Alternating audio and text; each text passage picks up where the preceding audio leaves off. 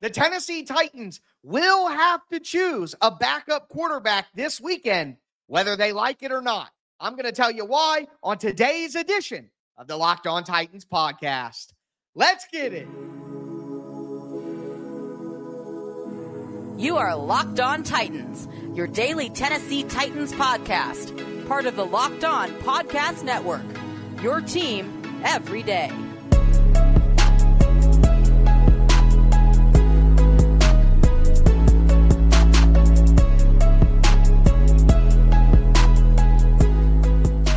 Welcome to the Locked On Titans podcast. I am your host, Tyler Rowland. Titans fans, today's edition of the Locked On Titans podcast is brought to you by the Gametime app. Download the Gametime app, create an account, and use the code LOCKEDONNFL for $20 off your first purchase. Last-minute tickets, lowest prices, guaranteed. We got a lot to discuss on today's show. The Tennessee Titans and head coach Mike Vrabel still refuse to announce who the backup quarterback will be for the regular season due to a new NFL rule. They're going to have to tell us one way or another, so I'm going to dive into that also. Who will be the Tennessee Titans MVP this year? And I'll also talk about three major X factors on the roster. So a lot to discuss. Before we get into it, thank you guys for making the Locked On Titans podcast your first listen each and every day. Remember, Monday through Friday,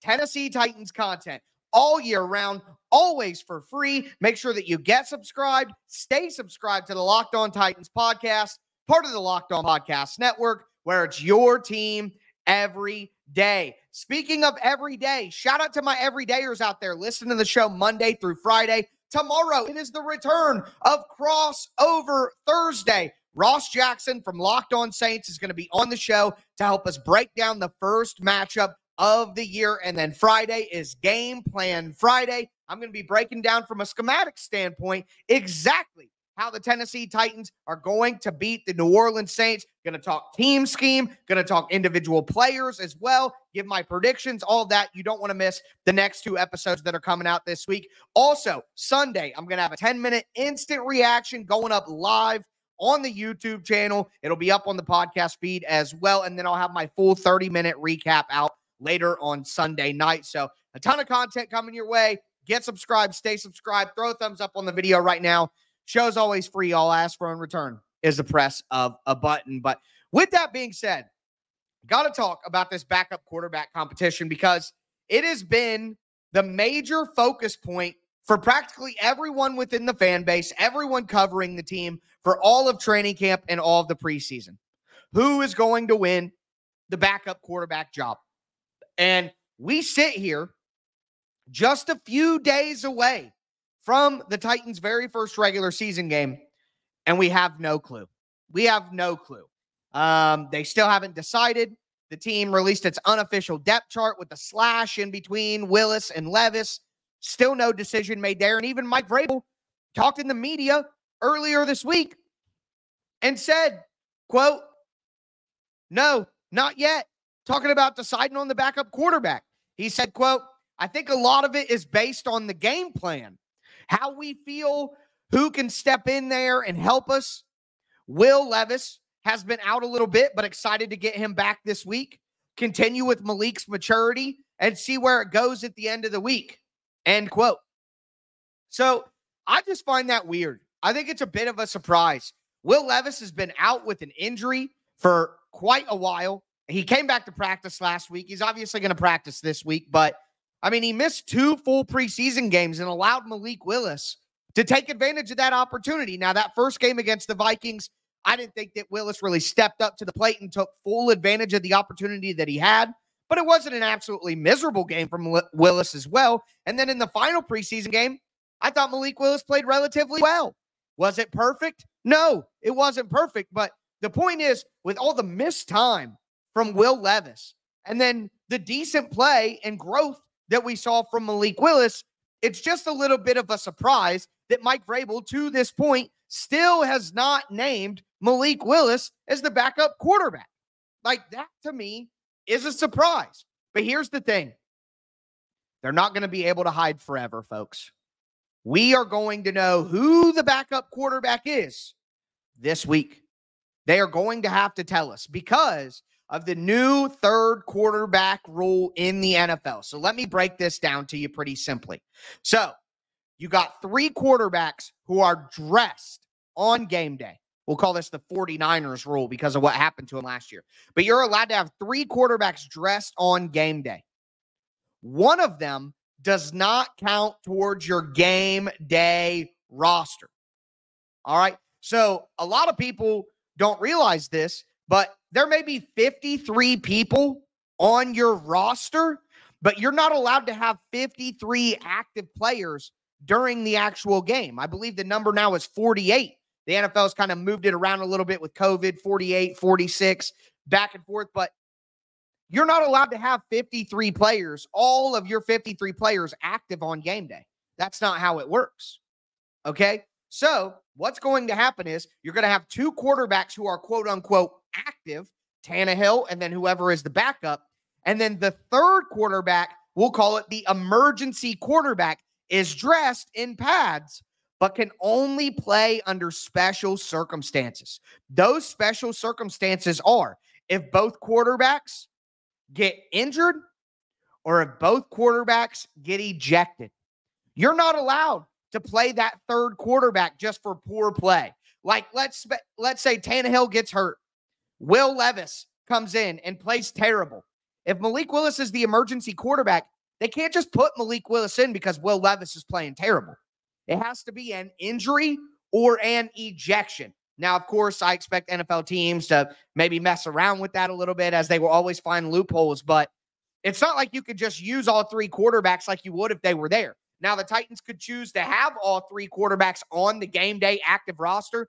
Out of their 48 guys, they could have 3 quarterbacks, but that's not likely. So the Titans will have to decide who will be QB2 and who will be QB3 because those emergency quarterback rules will apply to one of those guys. And we will know who that is. That will have to be said publicly who that is. So Mike Vrabel can hide all he wants. The Titans can hide all they want, but they will have to make a decision on quarterback 2 soon. And the decision will be made public. And due to NFL rules, we will have to know. And I'm excited to finally see who won this battle. But let me just say this. Mike Vrabel's comment, I think a lot of it is based on the game plan.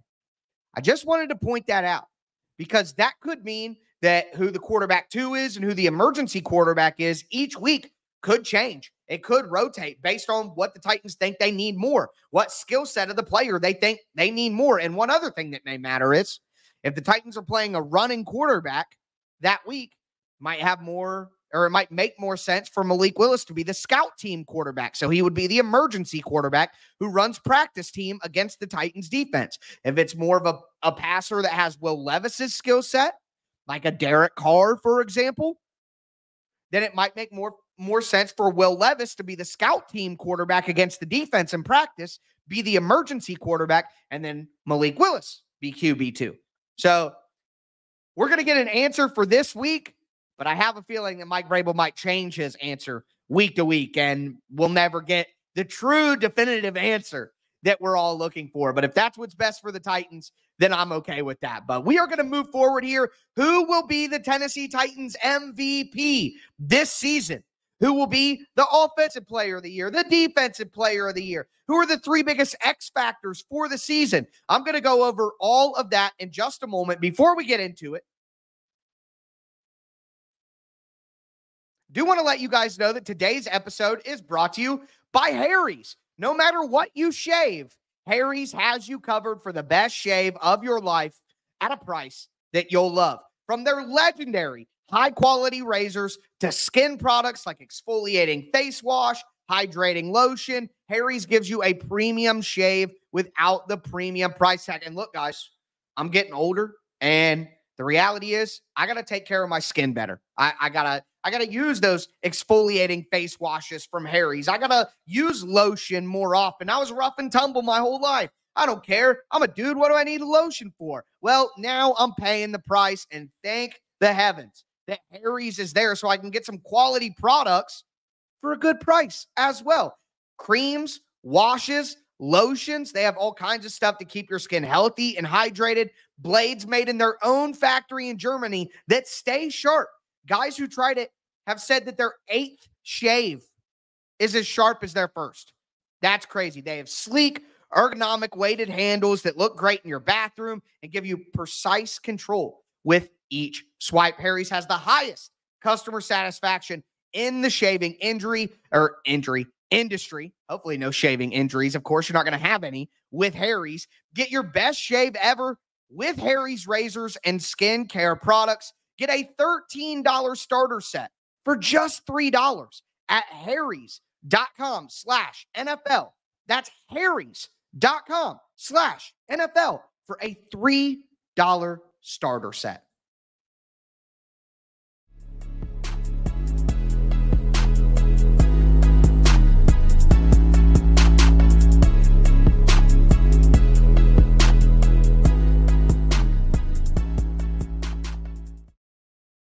Titans fans, let's continue today's edition of the Locked On Titans podcast. We talked about the backup quarterback competition that may never, ever end, but we're going to get at least one answer this weekend, finally, when the Titans have to declare who their QB2 is and who their emergency quarterback is. So it'll be nice to get some clarity there, and we'll talk about that whenever the news does break. But now I want to transition into some season awards for the Titans, my predictions.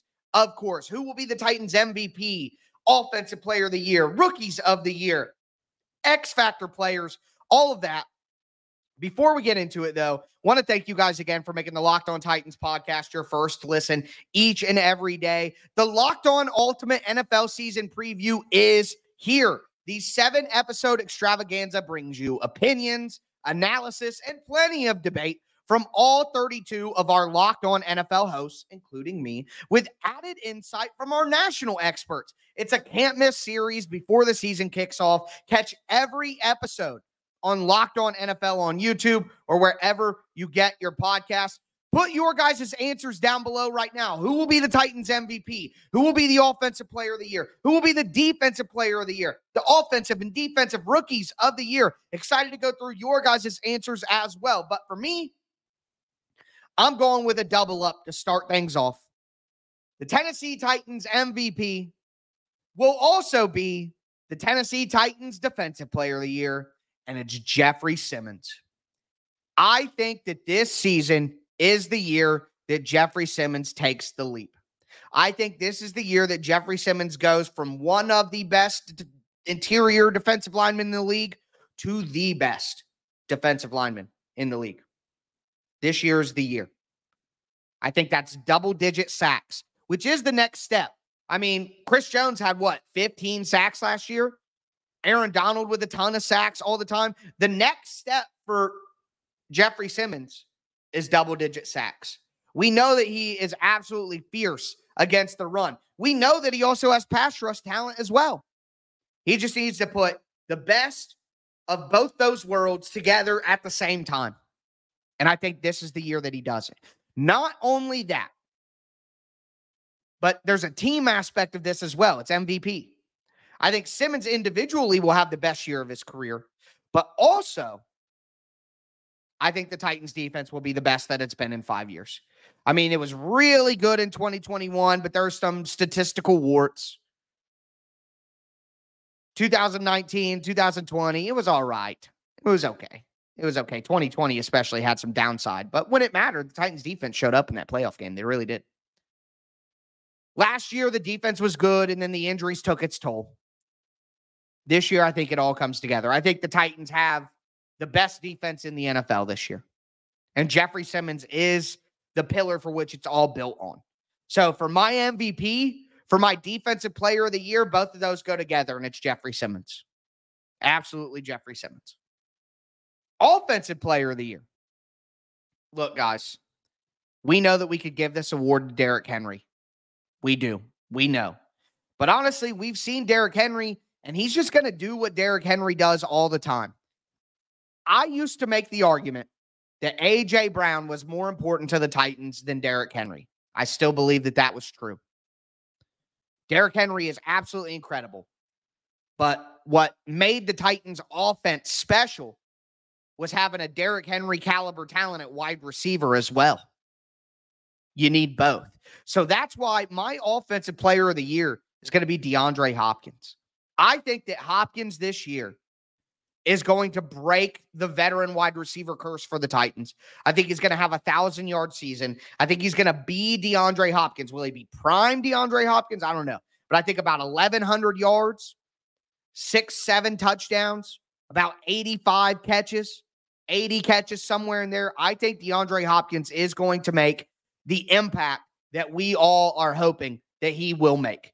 I think Hopkins is going to be able to do that. I think that the addition of Hopkins, who can constantly beat man coverage, win in contested catch situations, I think we know that the Titans offense with just Derrick Henry alone, Derrick Henry's going to produce. He had 1,500 rushing yards last year, and the Titans offense was absolutely pitiful. I think the addition of DeAndre Hopkins this year is going to take the Titans offense back to a new level. It's not maybe going to be the 2019-2020 level, but I think we're going to see a 2021 level that's a lot better than what we got in 2022. So I think it's going to be a bridge of those gaps, and Hopkins is going to be that addition that kind of sets them apart. I think that'll be absolutely huge. So Hopkins, DeAndre Hopkins, my offensive player of the year. Of course, you could give it to Derrick Henry, but I hope you guys see the logic that I'm using here. Finally, I want to do offensive rookie of the year, defensive rookie of the year. I'll start with defensive rookie of the year.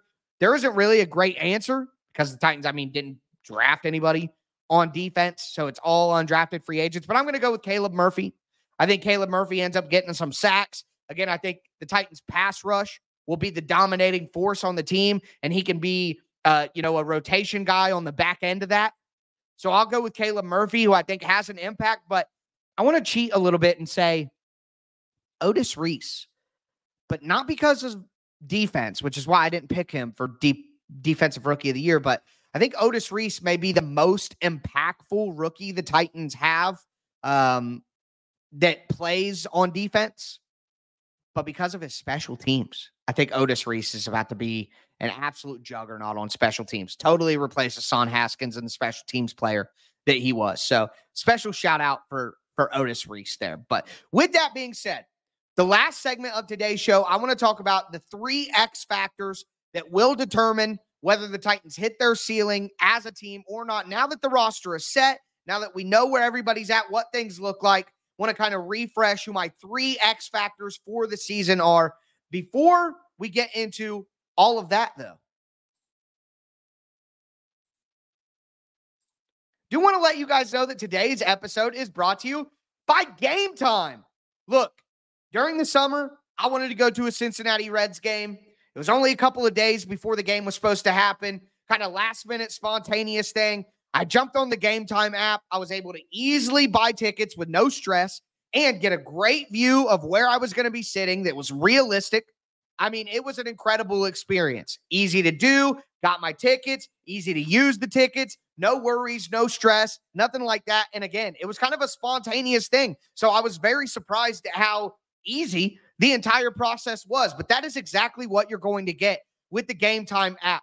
They have flash deals, last-minute tickets. Again, it's easy to find and buy tickets to all different kinds of events. They have sports, music, comedy, theater, killer deals. Again, on last-minute tickets, they have a best price guarantee. You could stop stressing over buying tickets and just start getting hyped over all the fun that you're going to have at your event. Download the Gametime app right now, create an account, use the code LOCKEDONNFL. You're going to get $20 off your first purchase, and you can snag tickets without the stress with Gametime. Terms apply. Again, create an account, redeem code LOCKEDONNFL for $20 off. Download Gametime today. Last-minute tickets, lowest prices, guaranteed.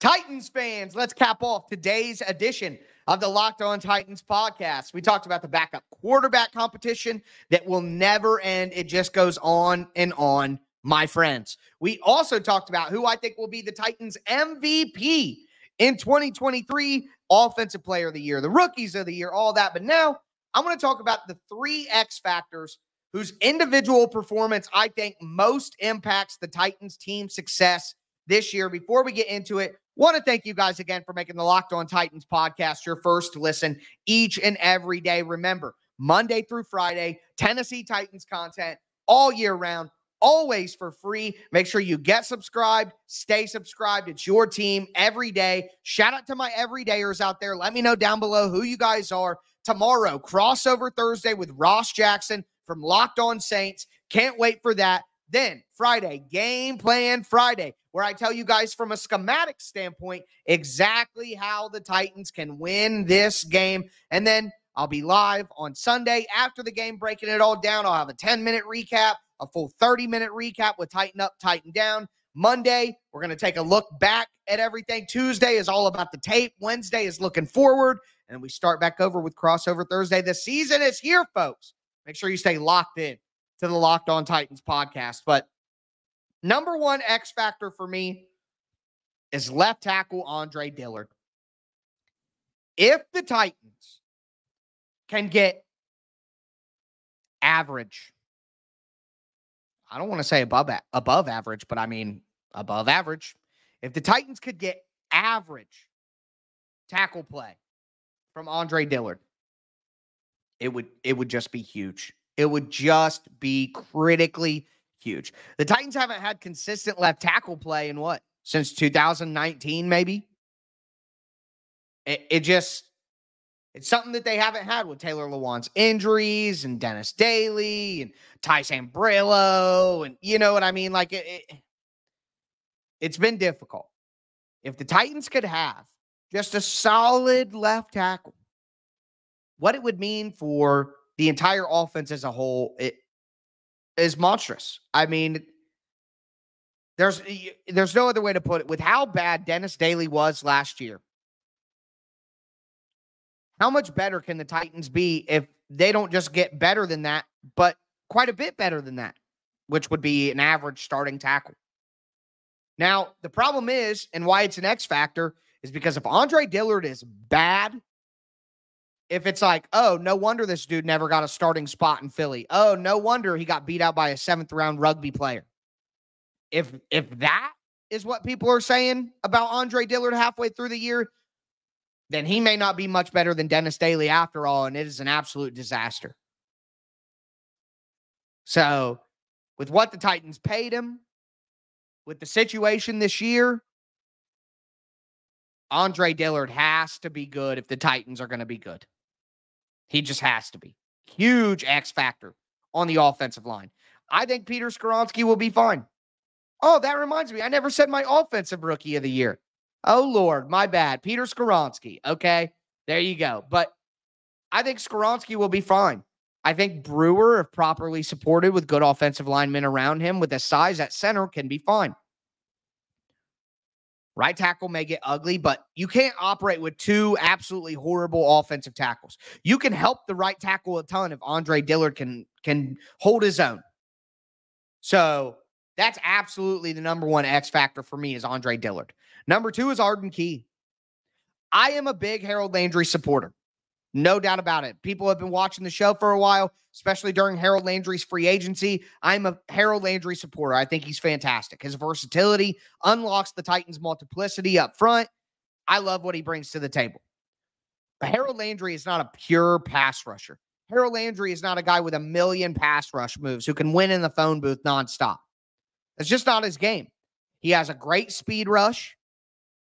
He has versatility. He can drop back. He can do a lot of things. He can play the run. He could be a stand-up linebacker in a 4-3, an edge rusher in a 3-4, put his hand in the dirt and sub-package. He can do a lot. But if Arden Key can be who people thought he might be when he was drafted, the Titans are going to unlock their defense in a different way. Bud Dupree was paid to be that top-tier edge rusher who wins in a phone booth all the time. And he never had that ability. He's a cleanup, energy, effort sack guy. If Arden Key can be that for the Titans for significantly less money and be what the Titans hope Bud Dupree could consistently be, again, it's going to unlock the defense in such a crazy way. Like Arden Key taking the leap that everybody's been talking about in training camp and actually doing that in the regular season would be massive for the team. And it would take the Titans defense from incredibly good to maybe the best defense we've seen in team history. Like they have the talent to do that if Key is the guy that people have talked about him as being during training camp. So Arden Key is my number 2. The third one for me is Treylon Burks. I think that Hopkins is going to do his part. I've talked about that the last 2 days, my everydayers know. I think Hopkins is going to do his part this year. If Treylon Burks can be a first-round talent at wide receiver, I mean, think about like what Garrett Wilson and Chris Olave did last year, even Drake London. Think about like Justin Jefferson and Jamar Chase and these guys in the first rounds in the last few years. Like, if Burks can be who he's supposed to be based on where he was drafted with DeAndre Hopkins, the Titans are cooking with gas. Like, it takes the offense's ceiling to a whole nother level to have 2 top 25, top 30 receivers. I mean, it's huge. It would just be absolutely huge. So those 3 guys, if Dillard, Key, and Burks all have great years, the Titans won the division, and the Titans might win a playoff game.